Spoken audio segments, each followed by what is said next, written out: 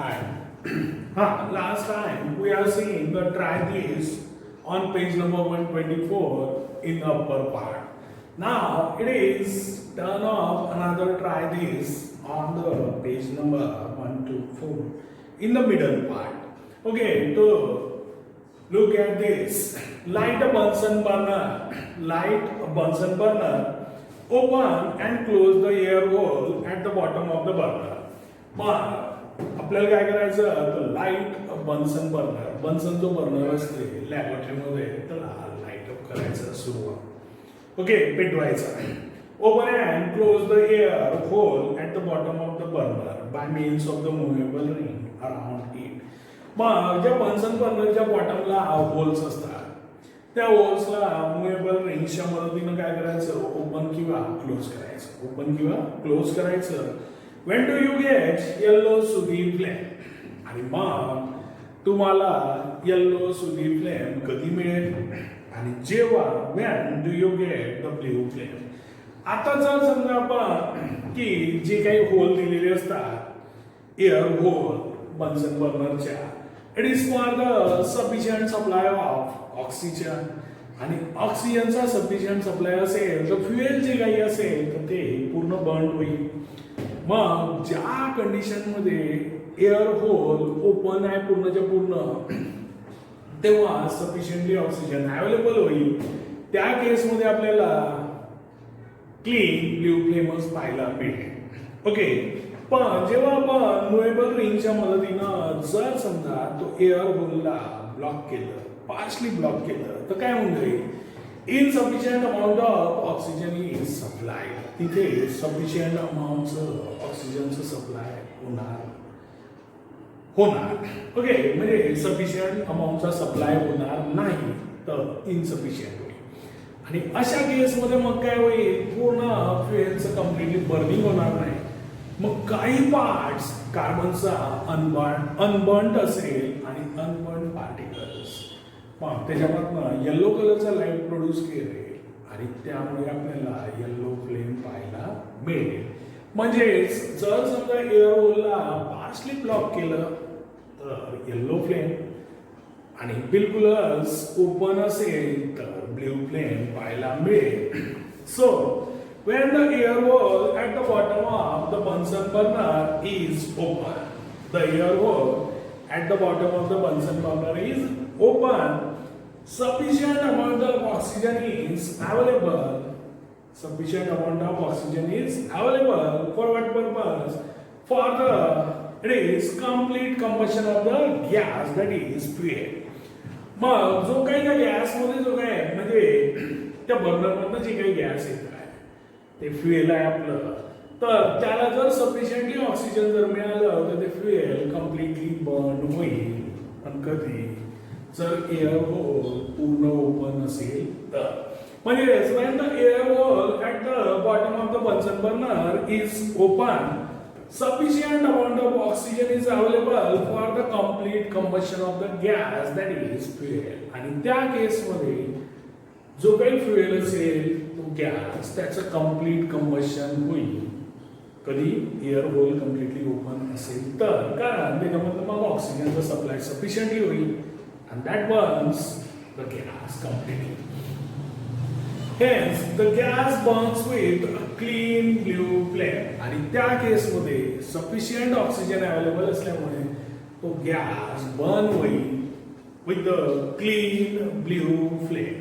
आणि मग blue flame असेल ती पण क्लीन स्वच्छ clear okay when the air hole is partially blocked it is partially blocked पूर्ण जर ब्लॉक केलं तर बर्निंगच होणार नाही कारण ऑक्सिजनच अवेलेबल नसेल so we have to block it partially okay when the air hole is partially blocked by movable ring around it ती जी movable ring आहे आणि ब्लॉक करायचं जे बॉटमला आहे बन्सन बर्नरच्या एअर होल त्याला ब्लॉक करायचं ब्लॉक केल्यावर काय होईल sufficient amount of oxygen supply होणार नाही म्हणजे insufficient amount of oxygen is available there त्या केसमध्ये carbon complete fuel completely burn होणार नाही तिथे येलो फ्लेम प्रोड्यूस होईल along with the smoke then along with the smoke and soot. Okay, तर when the air wall is partially blocked by the movable ring around it, the air supply is limited. Air supply means oxygen supply is limited, resulting in incomplete combustion of gas. आणि मग oxygen sufficiently नसेल तर gas जो आहे तो completely burn होणार नाही, त्याचं कंबशन कम्प्लिटली होणार नाही. So resulting in incomplete combustion of gas and hence yellow sooty flame is produce. आणि त्या केसमध्ये येलो सुदी फ्लेम प्रोड्यूस होईल जेव्हा आपण मुव्हेबल रिंगनी काय केलेलं आहे तर एअर होलला पार्शियली ब्लॉक केलेलं आहे, तेव्हा सफिशियंट ऑक्सिजन अवेलेबल नसेल, fuel completely burn होणार नाही. In that case, it produces yellow sooty flame. Okay, so it is under the combustion, that is the chemical properties of the carbon compounds. Now we will move on to another properties of the chemical compounds, that is chemical properties of the chemical compounds, and its name is oxidation. Its name is oxidation. Oxygen combines. सगळ्यांना माहित आहे. Okay, you have seen that carbon compounds start burning by combining easily with oxygen in the air when ignited in air. जेव्हा कधी आपण air मध्ये कोणताही carbon compound ignite करतो तर तो इझिली कंबाइन्स होईल ऑक्सिजन सोबत, and in that case it produces carbon dioxides and water. आणि मग लाईट आणि हीट तर रिलीज होते हे आपल्याला माहितच आहे. Okay, so the carbon compound start burning by combining with oxygen in the air and when it is ignited in the air. In this process of combustion, all the chemical bonds in the molecule of the carbon compounds break. आणि मग या combustion process मध्ये काय होते की जो काही आपला केमिकल कंपाऊंड्स आहे, समजा say it is ethane, okay, it is ethane. मग आता इथे 3, 3, 6, 7. Oh yeah, 1, 2, 3, 4, 5, 6, 7. So 7 covalent bonds are there. आणि मग जेव्हा याचं कंबशन करतो आपण तर हे सगळेच्या सगळे बॉन्ड्स ब्रेक होतात. आणि वरून जेव्हा कंबशन करत आहे तर ऑक्सिजन सुद्धा कंबाईन होईल आणि मग पहिले हे बॉन्ड ब्रेक होतील आणि मग या सी सोबत ऑक्सिजन कंबाईन झाला CO2 तयार होईल आणि या हायड्रोजन सोबत ऑक्सिजन कंबाईन झाला तर वॉटर तयार होईल. अशा प्रकारची ती प्रोसेस असते. म्हणून जनरली कार्बन कंपाऊंड जेव्हा बर्न करतात एअरमध्ये ऑक्सिजन इझिली कंबाईन्स होईल आणि त्याच केसेसमध्ये सगळेच्या सगळे बॉन्ड्स केमिकल बॉन्ड्स ब्रेक केले जाईल आणि कार्बन डायऑक्साइड आणि वॉटर तयार होईल. So, in this process of combustion, all the chemical bonds in the molecule of the carbon compounds break. मग हे जे काही chemical bonds आहे सगळेचे सगळे ब्रेक होतील and CO2 and H2O are formed as the products. आणि मग कार्बन डायऑक्साइड आणि वॉटर हे दोन प्रोडक्ट्स मेनली तयार होतील. Then, in other words, carbon compound is completely oxidized during combustion. आणि मग दुसऱ्या शब्दात आपल्याला असं म्हणता येईल की हा जो कार्बन कंपाऊंड आहे हा कम्प्लिटली ऑक्सिडाइज झाला. कम्प्लिटली ऑक्सिडाइज झाला. ऑक्सिडाइज म्हणजे काय, कार्बन सोबत ऑक्सिजन कंबाईन झाला म्हणून कार्बन कम्प्लिटली ऑक्सिडाइज झाला. इथे हायड्रोजन सोबत ऑक्सिजन कंबाईन झाला, also it is oxidise. Okay, पण आपण कार्बन कंपाऊंड पाहताय म्हणजेच काय, in other words the carbon compound is completely oxidise during combustion. आणि जेव्हा जेव्हा कार्बन कंपाऊंडचं कंबशन होईल तर तो कार्बन कंपाऊंड काय होईल, कम्प्लिटली ऑक्सिडाइज होईल. That is C+O2 that gives a CO2. Chemical compounds can also be used as a source of oxygen. आणि मग बरेचसे जे केमिकल कंपाऊंड्स आहेत ज्याला आपण सोर्स ऑफ ऑक्सिजन म्हणून सुद्धा वापरतो. Okay, can also be use as a source of oxygen. आणि मग कोणते तर हे आपण शिकलेलंच आहे, सगळ्यांना आठवलंच. Substances that can give oxygen to other substances, these are called as oxidants or oxidizing agent. जो सबस्टन्स दुसऱ्याला ऑक्सिजन देते, अवेलेबल करून देते, त्याला आपण ऑक्सिडंट्स किंवा ऑक्सिडायझिंग एजंट म्हणतो.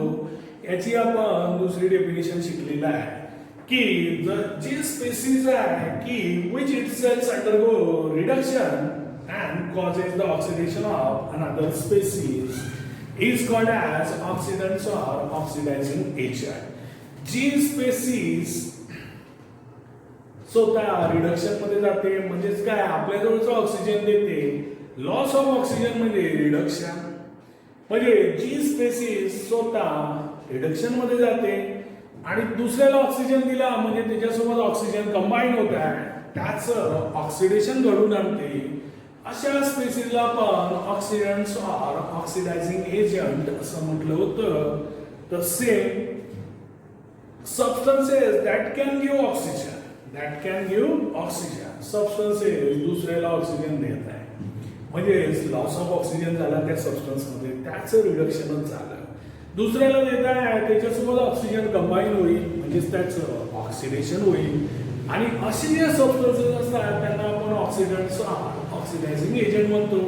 याचे उदाहरण सुद्धा आपण पाहिले होते आणि ते दिलेले आहे. So substances that can give oxygen two other substances, these are called as oxidants or oxidizing agent. Potassium permanganate KMnO4 or potassium dichromate K2Cr2O7. Potassium dichromate. It is not chromate only. Nitromer K2Cr2O4. So this is dichromate K2Cr2O7. These are commonly used as a oxidizing agent. आणि हे आपण third नंबरच्या chapter मध्ये पाहिलं होतं. ह्या सगळ्या definition मी पाहिले होते आणि एक्झाम्पल पण पाहिले होते. So the examples are oxidant किंवा ऑक्सिडायझिंग एजंटचे potassium permanganate KMnO4, okay, and it is potassium dichromate K2Cr2O7. These are the oxidizing agent. An oxidizing agent affects on certain functional group that present in a carbon compounds. आणि मग ह्याच्यामध्ये जर समजा certain functional group असेल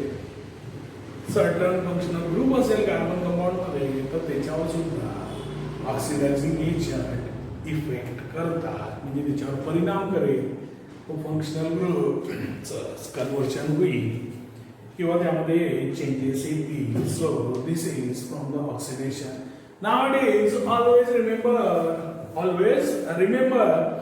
there are inlets for air in the gas or kerosene stove at home. जो stove असते तिथे सुद्धा इनलेट असते.